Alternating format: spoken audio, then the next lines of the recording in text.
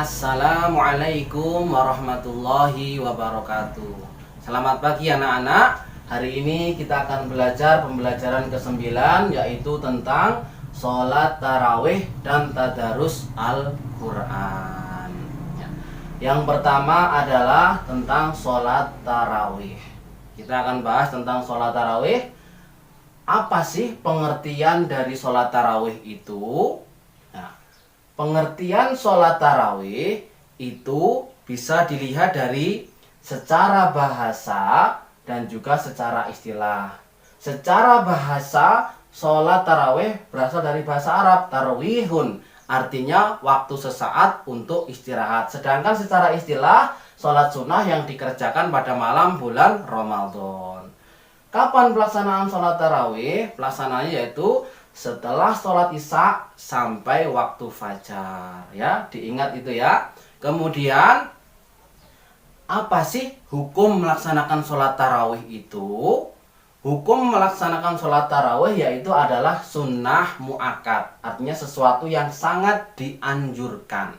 Boleh dikerjakan dengan sendirian munfarid atau dengan cara berjamaah. Ini contoh sholat yang berjamaah, ya. Kemudian berapa sih bilangan rokaat sholat tarawih itu? Rokaat sholat tarawih itu ada yang mengatakan 11, ada yang mengatakan 23. Padahal itu yang tiganya sholat witir. Berapa sholat tarawih itu? Di masa Rasulullah 8 rokaat, di masa Umar 20 rokaat. Bagaimana sih niat sholat tarawih itu? Sholat tarawih itu sama dengan sholat yang lainnya, yang membedakan cuma niatnya saja.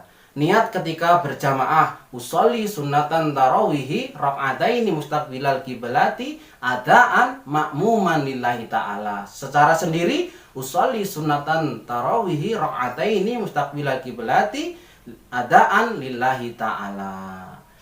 Kemudian pengertian sholat witir, sholat setelah sholat tarawih, yaitu sholat sunnah yang dikerjakan pada malam hari yang jumlah rokaatnya ganjil.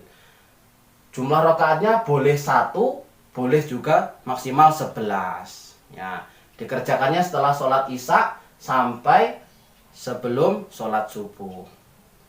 Apa sih keutamaan dari sholat tarawih? Keutamaan yang pertama adalah dapat menambah ketaatan kita kepada Allah Subhanahu wa Ta'ala. Yang kedua, Allah akan mengampuni semua dosa-dosa kita yang telah lalu. Kemudian pahala ditulis seperti sholat 1 malam penuh. Kemudian akan mempererat silaturahim sesama kaum muslimin. Yang kedua adalah tentang tadarus Al-Quran. Apa sih tadarus Al-Quran itu? Dilihat secara bahasa dan juga secara istilah, sama seperti sholat tarawih tadi, ya. Ada secara bahasa dan juga secara istilah. Secara bahasa berasal dari kata darosa, artinya mempelajari, meneliti, menelaah, mengambil pelajaran. Secara istilah membaca Al-Quran dengan tartil dan menghayati isi kandungannya.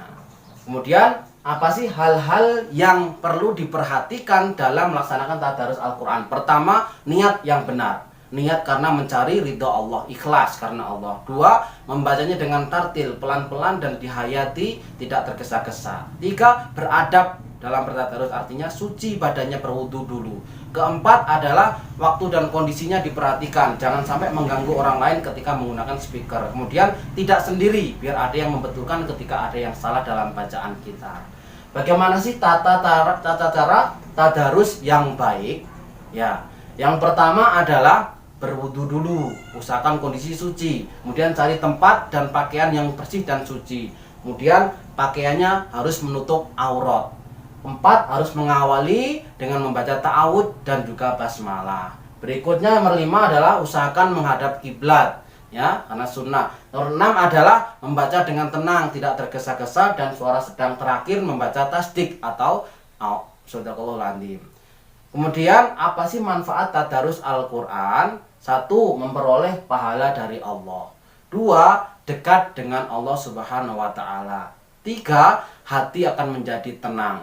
4, yaitu akan semakin lancar dalam membaca Al-Quran. Yang nomor 5 adalah insya Allah akan mendapat syafaat di hari kiamat. Nomor 6, mendapat derajat yang tinggi di sisi Allah. Nomor 7, selalu ingat kepada Allah Subhanahu wa Ta'ala. Sekian materi pada hari ini, yaitu tentang sholat tarawih dan tadarus Al-Quran. Semoga bermanfaat. Sampai bertemu kembali di video-video selanjutnya. Wassalamualaikum warahmatullahi wabarakatuh.